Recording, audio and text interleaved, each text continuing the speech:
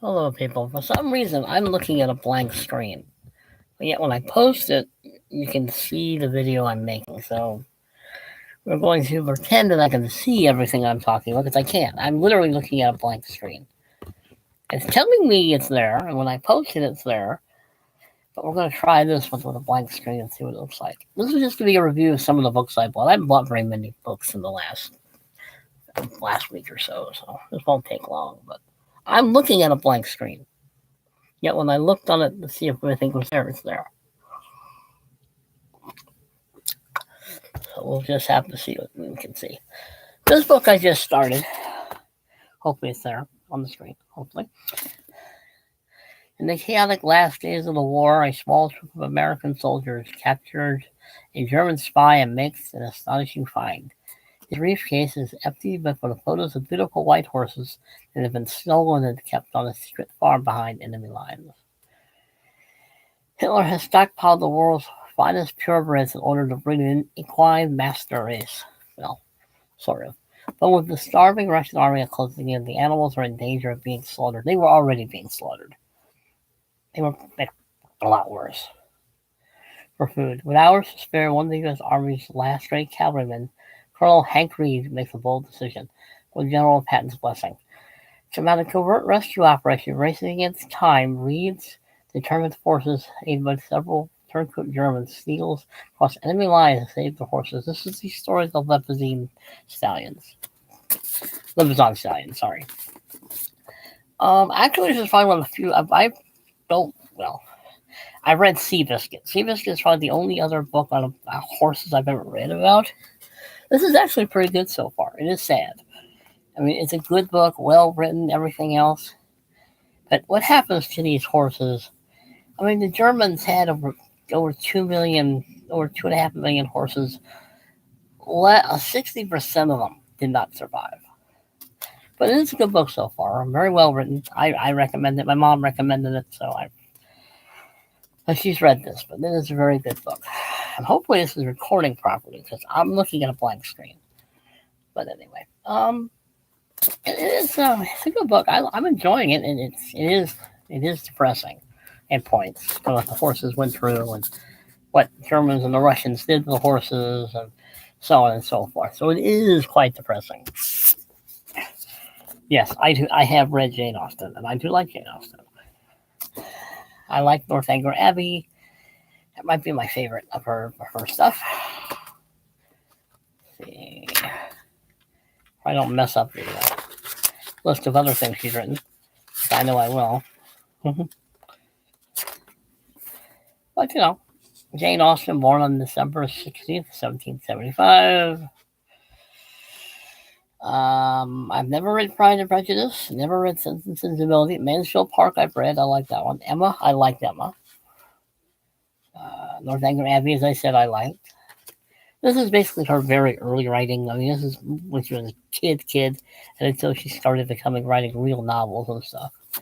It's not too bad though. I mean, it's Jane Austen. There's a novel. There is a biography out there of Jane Austen I'm trying to find, but you know, I'll read anything. I like books, and I do like Emma, and I do like Northanger Abbey. Christina, the Queen of Sweden, A Restless Life of European Eccentric. Not unlike the elusive figures played by Greta Garbo, the real Queen Christina stood among the most flamboyant and controversial figures of the 17th century. All of Sweden could not contain her ambition or quench her thirst for adventure. Freed from the crown, she cut a breathtaking path across Europe, spending madly, seeking out more majestic throne and stirring up trouble wherever she went.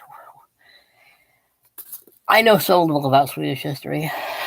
I got it because I want to learn more about Swedish history.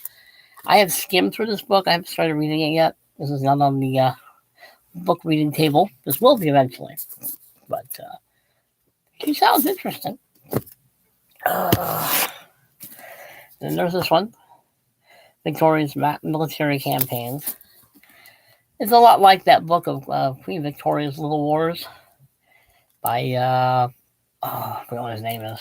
But, you know, this one deals with the Sikh Wars, the Third China War, the expedition to Abyssinia, the Shanti Campaign, the South African War, Egyptian Campaign, The Reconquest of Sudan. It looks like a pretty cool book. It looked old. This book is younger than I am, so it may look old, but it's less than 50 years old. Is it? No. 50? 67. So I would have been, how old was I? Before. Yeah, I was 4. I was 4 years old when this book came out, so. But, it's British history, Victorian history. I haven't read it yet, but it looked cool. I got that at the library at their selling the used book section for $1, I believe. Whoops, a couple almost fell over. Now, I remember for some reason reading this Treasury of World Masterpieces when I was a kid. Except these came out in 84 and I was 21. I just, for some reason, remember reading these as a kid.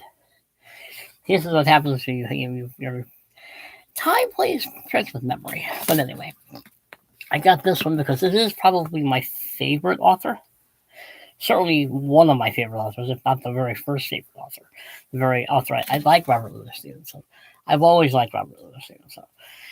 To me, his Dr. Jekyll and Mr. Hyde is probably, to me, the best gothic horror story ever written. Sorry, Dracula. Sorry, Frankenstein. I like him. He is probably an influence in my own writing. Treasure Island, Kidnapped, The Weir of Hermiston, The Master of Ballantrae, The Black Arrow, The Strange Case of Dr. Jekyll and Mr. Hyde. Complete and unabridged.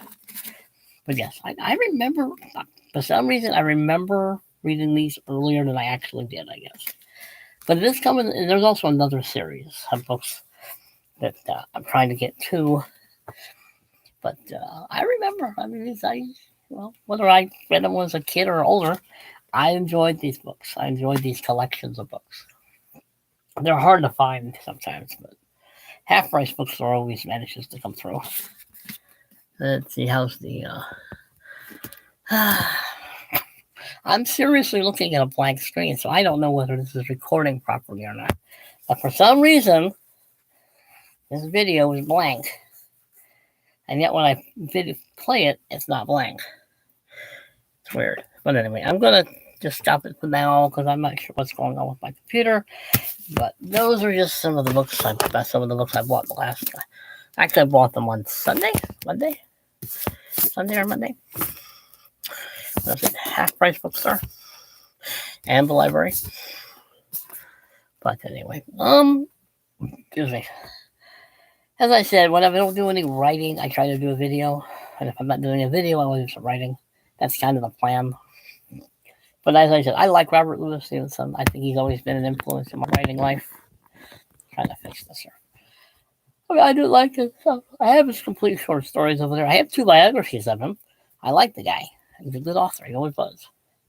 But anyway, this video is going to be real short. So behave yourselves, people, because I can't. I got to figure out what's wrong with this video. Why I'm staring at a blank screen, hoping that I'm not talking to a blank screen. And when you turn it on, it's also not blank. Anyway, later. Behave yourselves. Please subscribe, like, share, comment. Later.